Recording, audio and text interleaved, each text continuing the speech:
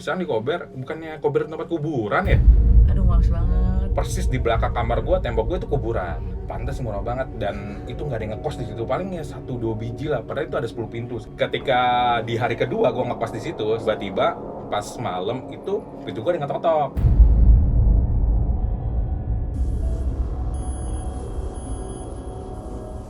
Hai sahabat Klaklik, balik lagi di Kamis Klaklik Misteri.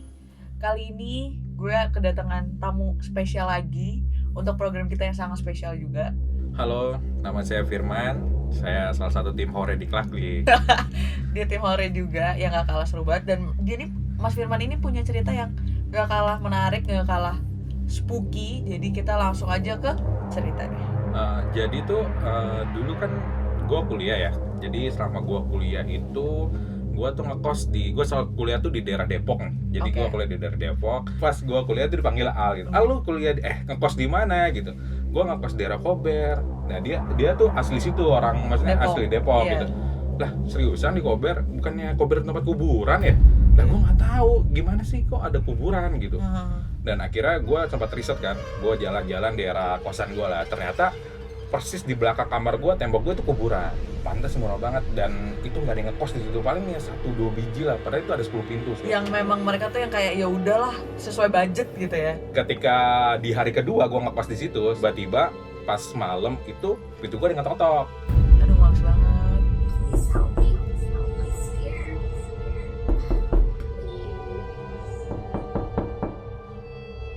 Gue nggak percaya dong gitu-gitu. Itu Iya. sekitar jam 1-an, karena gue biasanya tidur jam 10, jam 11. Terus gue ada yang ngetok-tok gitu. Jadi ini lu udah tidur posisinya? Iya, udah tidur. Oke. Udah tidur, diketok-ketok. Ketika ada yang ngetok-ketok itu gue buka dong.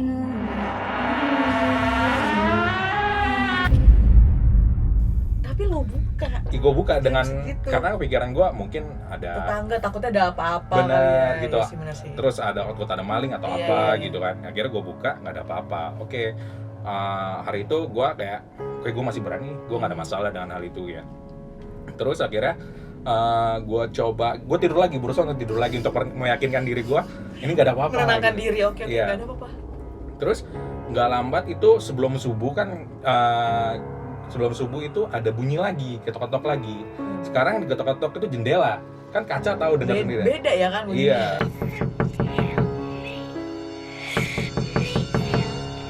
Dari situ gue coba untuk keluar lagi, gue penasaran. Dan itu tiba-tiba kayak ada yang lari Di depan lo, Iya, cepet gitu. iya, Putih, apa-apa. putih. Aduh, males banget. Habis itu ya udah, gue tetap gue nggak menghiraukan itu.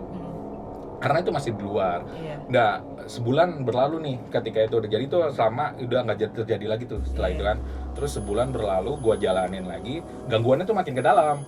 Oh, kemarin dia masih malu-malu. Iya. masih duluan.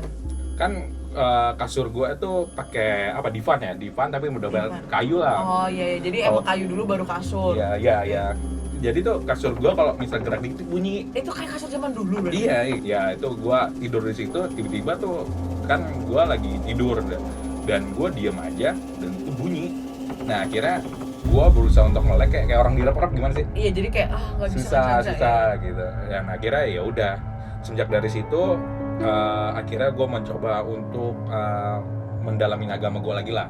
Oke. Gitu, dengan baca-baca dan keyakinan gue, dengan baca surat apa akhirnya sampai gue lulus pun udah selesai gangguan itu.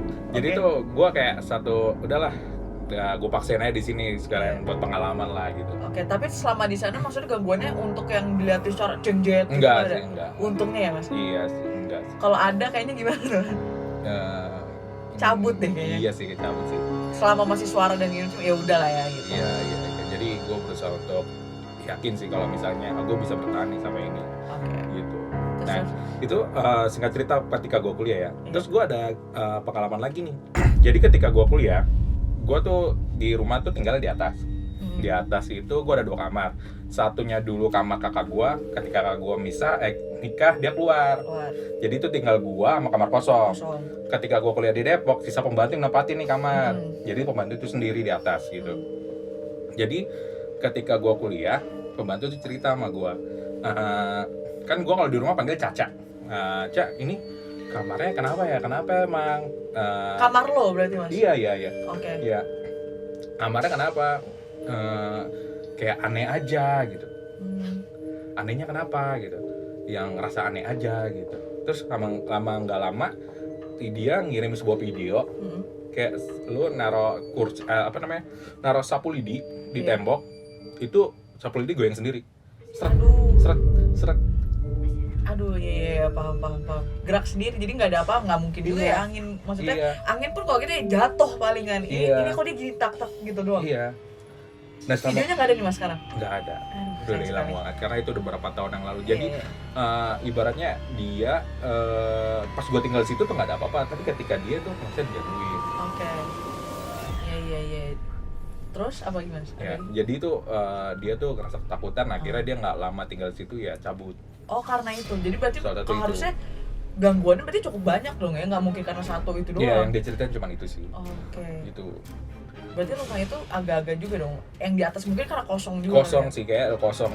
Karena semenjak gue tinggal itu nggak ada apa-apa. Sebenarnya menurut gue juga di setiap tempat tuh pasti ada. Cuma kan kalau misalkan udah kosong, lama nggak keisi, kotor dan segala macamnya, pasti kan ya makin suka lah dia gitu loh. Benar. Iya sih.